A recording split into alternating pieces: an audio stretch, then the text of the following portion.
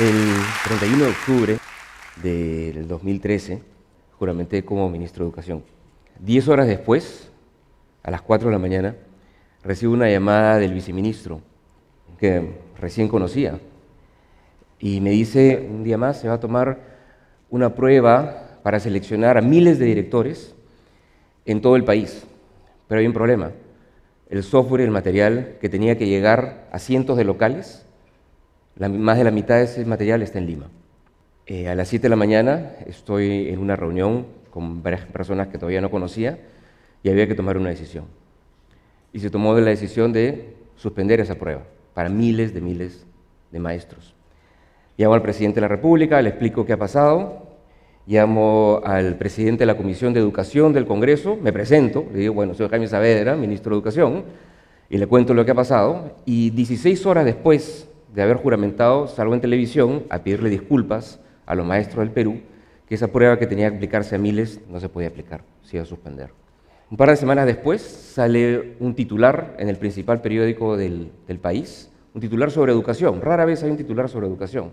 Y el titular decía que el Perú ocupaba el último lugar en la prueba PISA, que era una prueba de comprensión lectora, razonamiento, matemáticas y ciencias para chicos de 15 años. No era penúltimo, no estaba entre los últimos, era último. Último de 65 países industrializados, países de ingreso medio de América Latina, pero para la prensa éramos últimos del mundo. Y bueno, eso obviamente igual reflejaba que teníamos un problema grave con los aprendizajes en nuestro país. Una cosa que uno se pregunta cuando empieza una gestión como esta es, bueno, ¿tenemos un equipo para poder avanzar? Y me encontré con un dibujo de una persona que estaba entrando a trabajar al Ministerio de Educación y en uno de estos cursos de inducción le preguntan, bueno, ¿qué opina usted de la gente del ministerio?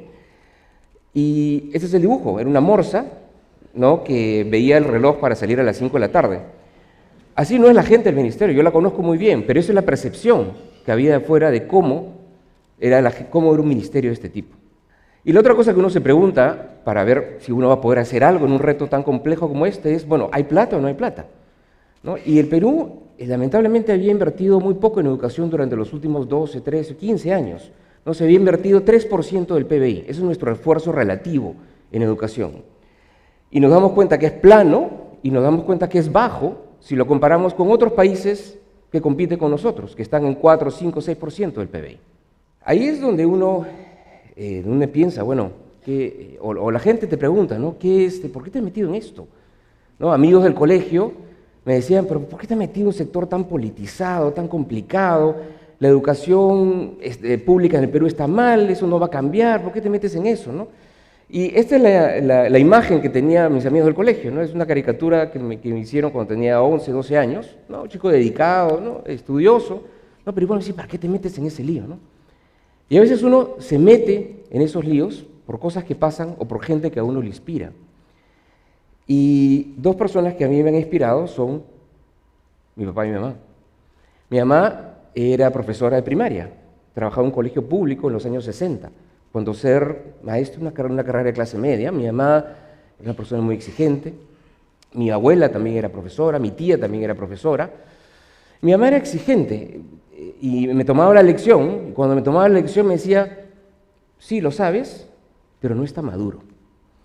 Era una persona dedicada a la educación, pero con un prurito por la excelencia. Mi padre, médico pediatra, era una persona con un corazón inmenso, muy solidario, preocupado de ayudar a la gente más necesitada, muchas veces no cobraba por su trabajo.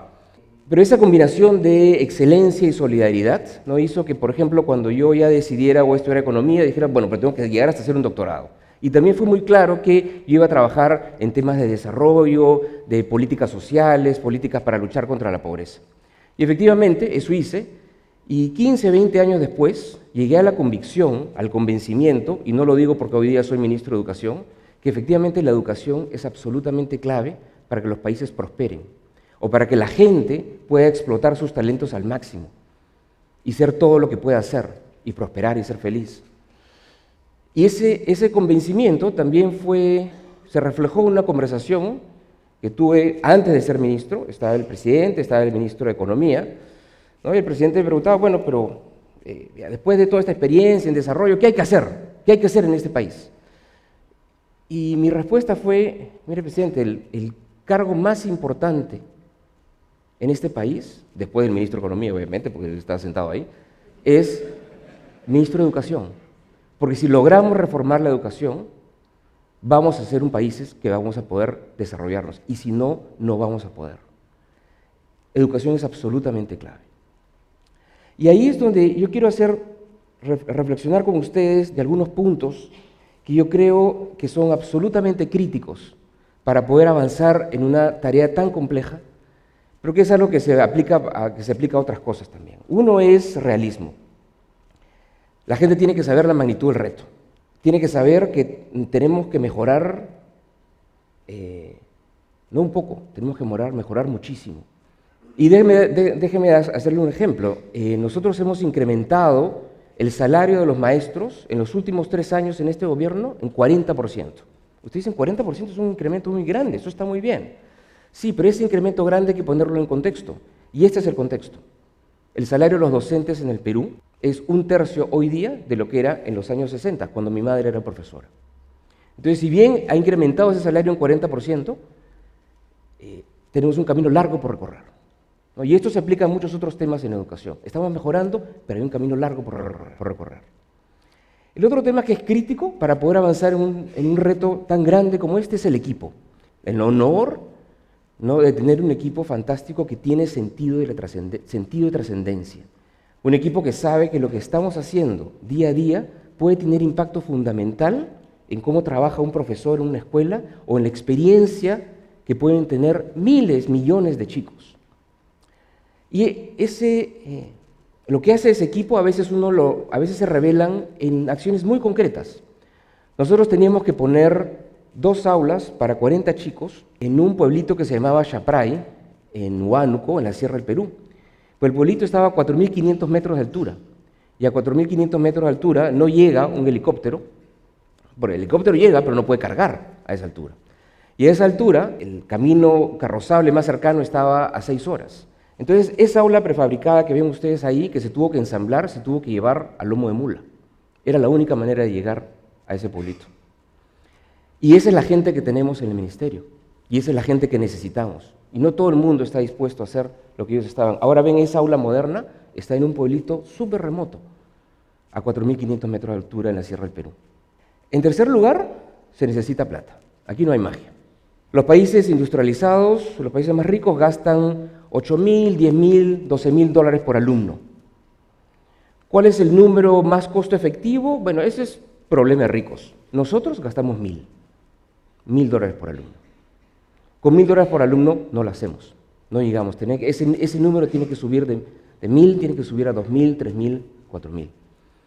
Y yo les dije hace un rato que nuestro esfuerzo relativo en términos de educación había sido 3% del PBI durante muchos años. Bueno, eso ya está cambiando. Desde el año pasado se tomó la decisión de incrementar el presupuesto de 3 a 3.5% del PBI. Ese incremento son 4.200 millones de soles, más de 1.500 millones de dólares. Si toda esa plata la usáramos solamente para construir escuelas, estaríamos construyendo 1.500 escuelas. Pero eso todavía no es suficiente. Subir de 3 a 3.5 todavía no es suficiente. Tenemos que subir a 4, a 4.5, a 5, para poder ir empatando en términos de esfuerzo lo que hacemos al resto de países. Pero es una senda en la cual ya hemos empezado. Tenemos el compromiso de continuarla.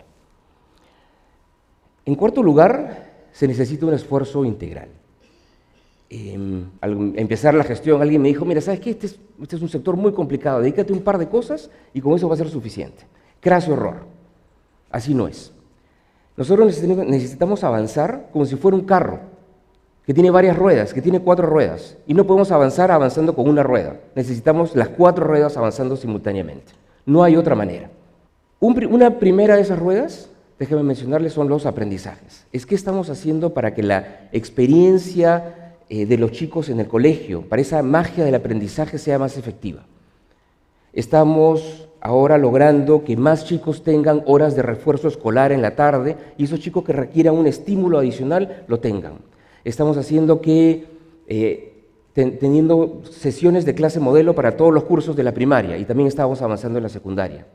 Estamos logrando que más profesores de primaria tengan un acompañante docente, que es una suerte de coach que trabaja con ellos para poder reflexionar sobre sus planes pedagógicos. Tienen 5 horas de inglés, más horas de matemáticas, educación para el trabajo, hay tutor, hay psicólogo que no hay en el resto de colegios, hay actividades extracurriculares en la tarde. Es un nuevo modelo de secundaria que es el modelo que tenemos que tener para todos los colegios públicos del Perú.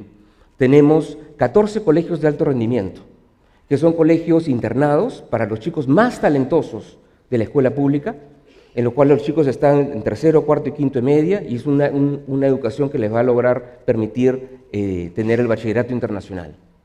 Hemos logrado tener material bilingüe para aquellos chicos cuya lengua materna no es el español, ¿no? Y es material en quechua y español, en aymara y español, en aguajún y español. Tenemos material en 18 lenguas.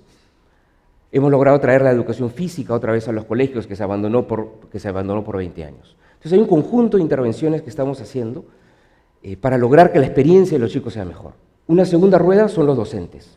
Los docentes son aquellas personas en las cuales estamos confiando nada más y nada menos que el futuro de nuestros hijos. Nuestros hijos comparten horas de horas con ellos durante 11 años de su vida. Y felizmente ahora ya tenemos un marco legal que nos permite una carrera meritocrática en la cual el ascenso profesional, el desarrollo profesional de los profesores va a depender de su talento, de su esfuerzo, de cómo son evaluados. Hemos logrado ya evaluar a 180.000 docentes durante el último año, de esos 55.000 ascendieron y tuvieron un incremento en sus salarios de 30% en promedio. La semana pasada nada más hemos evaluado a 200.000 profesores, 200.000 postulantes, de los cuales vamos a seleccionar a 20.000 para que estén al frente de nuestros niños. Esa es la carrera meritocrática que necesitamos para cambiar el perfil de la carrera docente y para estimular a nuestros profesores. Una tercera rueda es la gestión. Nosotros tenemos que modernizar todo el sistema educativo, tenemos que modernizar el Ministerio de Educación, seguir modernizando las instancias intermedias, pero lo más importante es que tenemos que modernizar a la escuela. Una cosa que hemos estado haciendo ya, hemos seleccionado a 15.000 directores. Por primera vez fueron seleccionados en base a una evaluación y esos 15.000 directores que hemos seleccionado los estamos capacitando en gestión. Le estamos dando la posibilidad de tener recursos financieros que ellos puedan decidir acerca de cómo gastarlos en su escuela. Van a tener la posibilidad de tener una injerencia en la selección de su personal. Y es absolutamente central seguir trabajando con nuestros directores porque un director capacitado, competente, motivado, puede ser el gran líder pedagógico que necesitamos y el gran gestor de esa compleja empresa que es una escuela. Esos directores, con la motivación correcta, con la formación correcta, la capacitación correcta, pueden hacer de nuestras escuelas escuelas de excelencia. Y por último, otra rueda de este coche es la infraestructura. Lamentablemente en el país hemos invertido poco durante los últimos 20 o 30 años y tenemos muchísimas escuelas que tienen que ser sustituidas, ¿no? o rehabilitadas. Y la razón por la cual eso ha pasado es porque la línea del presupuesto público que dice mantenimiento es una línea que por décadas no ha existido. Entonces se han construido colegios que se han ido deteriorando a lo largo del tiempo. Entonces tenemos una brecha inmensa. Durante los últimos 3 años hemos invertido $1.000 millones en infraestructura educativa. Eso es mucho dinero, pero la brecha es tan grande que aún si seguimos a ese ritmo, nos vamos a demorar 20 años en cerrar la brecha de infraestructura.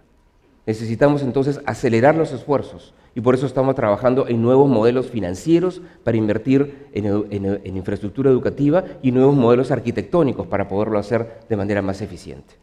Tenemos que avanzar entonces en esas 4 ruedas de manera simultánea, no podemos dedicarnos solamente a una de ellas. Y déjeme regresar a esos 5 puntos que yo le mencionaba que eran críticos.